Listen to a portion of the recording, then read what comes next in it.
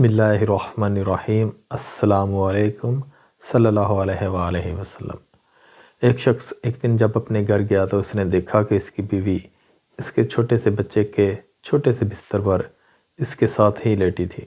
وہ شخص حیران ہوا اور بولا کہ اگر آرام کرنا ہی ہے تو اپنے بستر پر لیٹ جاتی، یہاں تو اور ہی تھک گئی ہوگی۔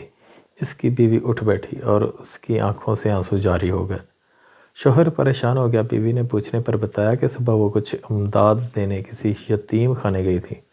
وہاں اس نے دیکھا کہ چھوٹے چھوٹے سے بچے جو ابھی کچھ مہینوں کے ہی تھے اپنے پنگوڑوں میں چپ چاپ تمیز سے لیٹے ہوئے تھے۔ وہ بہت خوش ہوئی اور وہاں موجود نگران خاتون سے پوچھا کہ آپ نے ان چھوٹے چھوٹے سے بچوں کی اتنی شاندار تربیت کیسے کی؟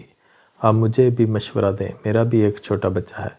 اس نگران خاتون نے جواب دیا کہ ہم دعا کریں گے کہ آپ کا بچہ کبھی تمیز دار نہ ہو اور خدا اس کے لیے آپ لوگوں کو زندہ رکھے۔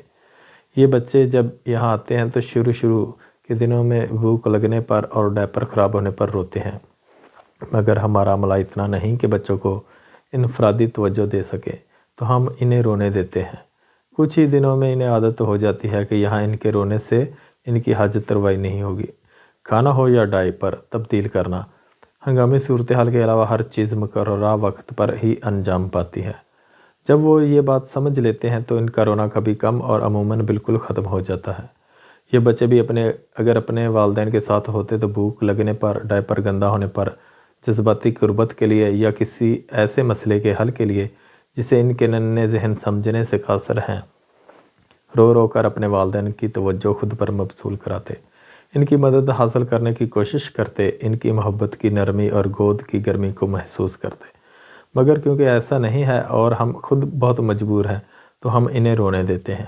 کچھ دن بعد یہ خود ہی تھک کر چپ ہو جاتے ہیں، اور اس لیے جب سے وہ عورت وہاں سے آئی تھی اپنے بچے کے ساتھ لگی بیٹھی تھی۔